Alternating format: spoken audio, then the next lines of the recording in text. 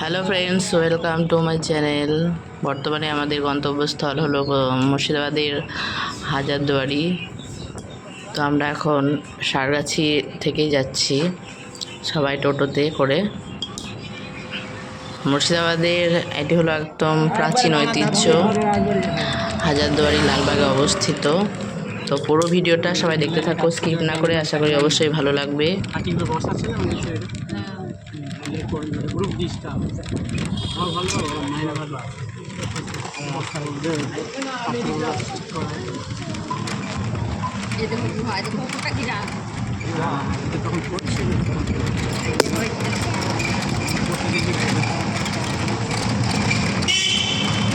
কত পাখি দেখছো না, এদের তুমি মাছ।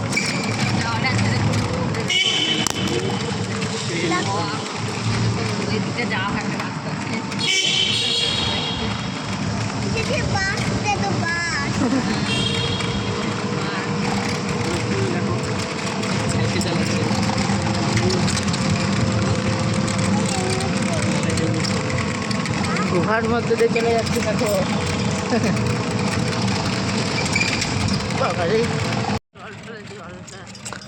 এটি হলো মুর্শিদাবাদের গঙ্গা নদী। গঙ্গা হলো ভারতের প্রধান নদী, আমরা যে সবাই জানি। তো এটা বহরমপুরের খাগড়াঘাট, যার পাশ দিয়ে রাস্তা, এবং সেই রাস্তা দিয়ে আমরা যাচ্ছি।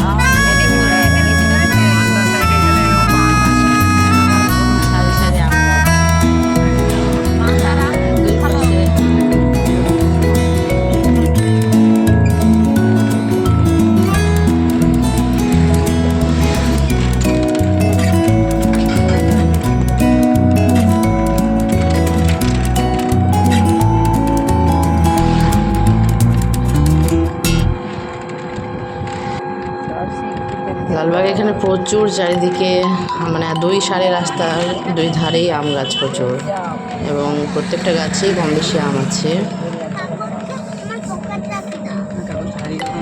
আর কিছুক্ষণের মধ্যেই আমরা পৌঁছে যাব হাজারদুয়ারি। তো সবাই দেখতে থাকো। আর সামনেই পড়বে ত্রিপুরিয়া গেট, এবং তারপরেই পড়বে হাজারদুয়ারি।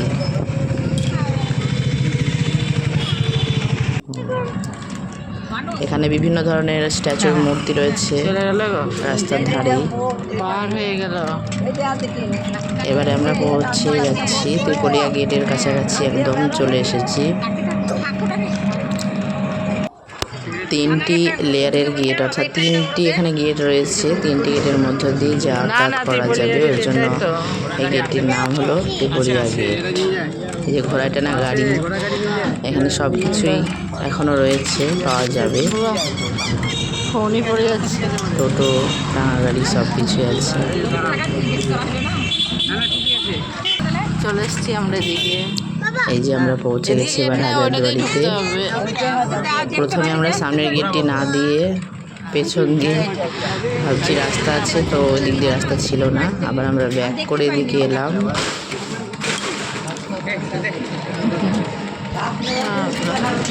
হাজারদুয়ারি হাট হাট